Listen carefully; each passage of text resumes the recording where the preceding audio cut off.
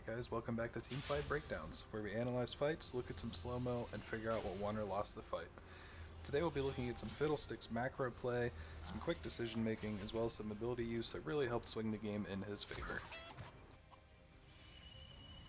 As we get into the first clip here, we'll see that the Fiddlesticks is mid lane fighting Yasuo. Yasuo comes in to engage the fight.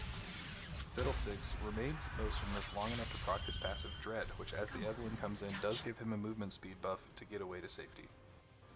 Following this, the Fiddlesticks will move upward enough to dodge Yasuo's third Steel Tempest, which would have knocked him up, giving enough CC for Evelynn and Yasuo to kill him.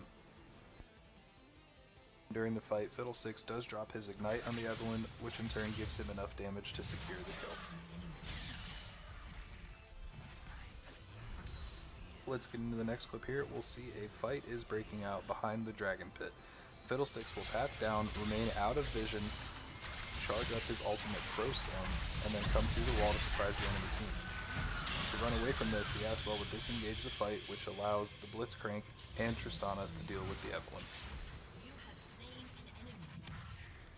The next scene will show Red Team taking Dragon. Evelynn is chasing Tristana through the jungle.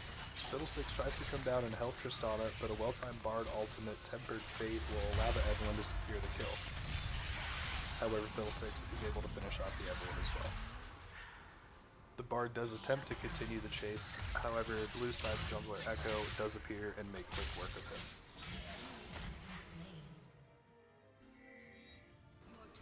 Next fight is focused around the Rift Herald, which blue team is completing. Red team does show and try a contest, however the Blitzcrank is able to zone them off, allowing blue to complete the Rift Herald kill.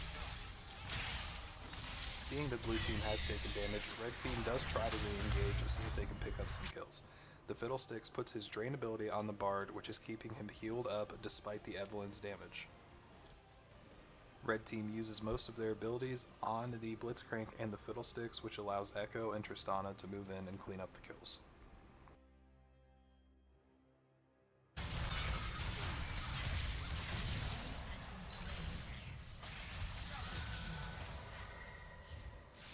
Here we will see the Fiddlesticks, Blitzcrank, and the Tristana moving in to try to bring down red side's first tower. The Yasuo is trying to defend. Now the Blitzcrank will see Yasuo's wind wall come out, and he will save his Q Rocket Grab until he can make his way around the wind wall, which will allow him to bring Yasuo in. The tower will fall just as the Yasuo is pulled, which allows blue side to clean up an easy kill. At this point, red team is struggling. They're doing double the kills, and they have towers falling all over the map. Next thing to look at here is a fight breaking out in the top lane. As the fight starts, red team is in a pretty rough situation as they're split out and they never get the chance to regroup and begin the fight correctly.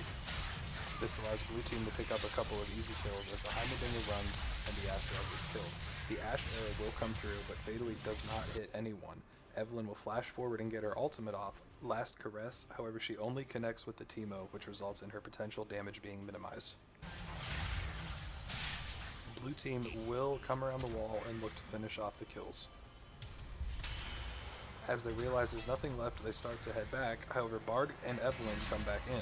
Only the Bard comes through the tunnel, Evelynn walks around, which allows the Fiddlesticks and the Blitzcrank to easily finish off the Bard, and then Fiddlesticks will ultimate over the wall and finish off the Evelynn as well.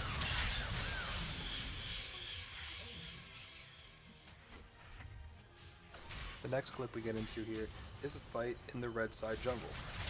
The Yasuo and the Evelynn are dealing with the Blitzcrank. Fiddlesticks comes over the wall. Fiddlesticks throws his E, which does finish off the Evelynn. Now Yasuo does have his ultimate Last Breath available, however he does not use it on the Blitzcrank. He uses it to disrupt the Fiddlesticks' Drain, and then he is able to finish off the Fiddlesticks.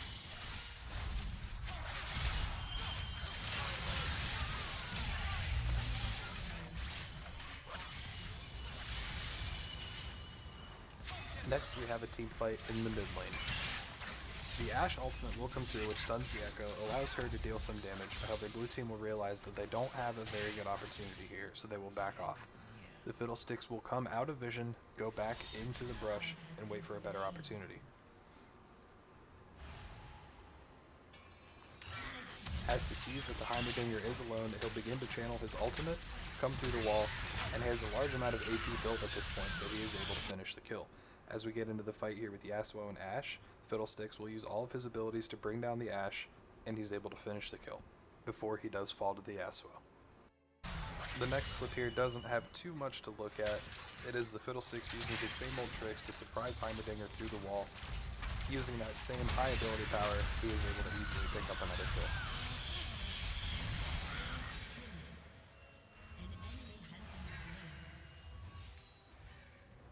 The next clip here, the game is starting to move into the closing stages. Blue side is pushing into red side space, and it looks like they're trying to go ahead and close out the game here. The Fiddlesticks in the team mode do find themselves in a vulnerable position, however, as they are alone with 3 enemies converging on them. Now the Bard ultimate will put them into stasis, which will prevent any damage from Ashe's enchanted crystal arrow. Their team will come to their assistance as stasis ends, enabling them to turn the fight in their favor. The Fiddlesticks will back out, charge up his ultimate, and then come back in and start dealing damage. However, he makes the fatal mistake here of clicking on Bard's magical journey, which will take him and his damage out of the fight. As he comes out of the wall, Bard is prepared for him, and will immediately bind him to the wall using his cosmic binding. The Echo did follow through the tunnel. He was able to pick up those kills. The Evelynn snuck in, finished off the Fiddlesticks with a smite, and Echo is able to retreat to safety. Here we will have blue team looking to secure the Baron. Yasuo will come in and attempt to contest. However, due to a well-timed chrono break by Echo, he's able to finish off the Yasuo and give himself maximum healing. In the next scene here, we see for a third time, Fiddlesticks is able to pull off the surprise over the wall. This deals heavy damage to the Evelynn. However, the focus in this clip is that he is able to get his Dark Wind ability off at the absolute maximum range, which will finish the kill on Evelynn.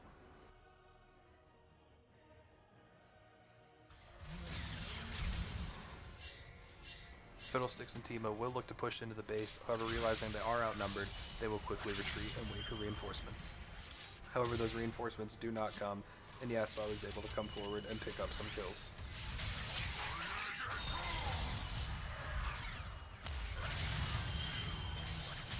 Here we have a fight around the Dragon Pit, and in the middle of it, as always, is the enemy Yasuo. The Echo places a good ward, which allows them to see the Yasuo coming through.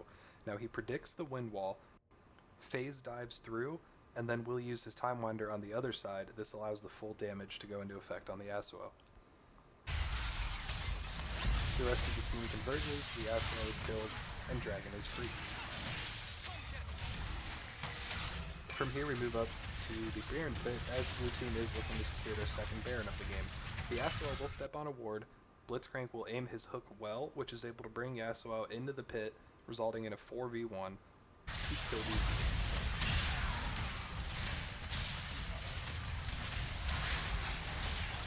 Following the Baron, we move into the last fight of the game. The Fiddlesticks is here, he's pushing forward, Ashe's arrow will come through, stunning him, and then Ashe will hit him 5 more times, dealing good damage. The Heimerdinger will aim grenade very well, which will finish off the Fiddlesticks. However, at this point, it really doesn't matter.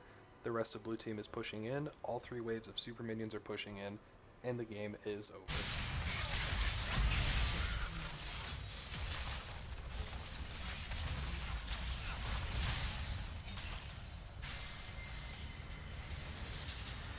To take a look at the build a little bit here, the Fiddlesticks will start with boots and then build them into sorcery shoes, which gives flat magic penetration as well as movement speed. This is beneficial to an AP caster. Next, he built a Rod of Ages, which over time gives health, mana, and ability power, which gives him more survivability in fights. More mana means he can use his abilities more frequently. More ability power is more damage.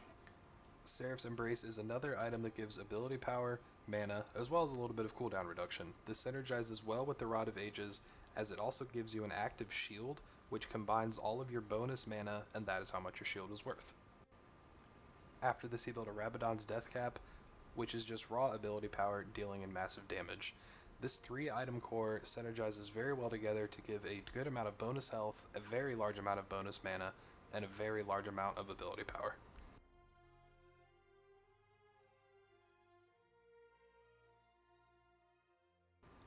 And thank you so much for watching, guys. I really do appreciate it. Don't forget to drop a like on the video, subscribe to the channel, and check back regularly for new content.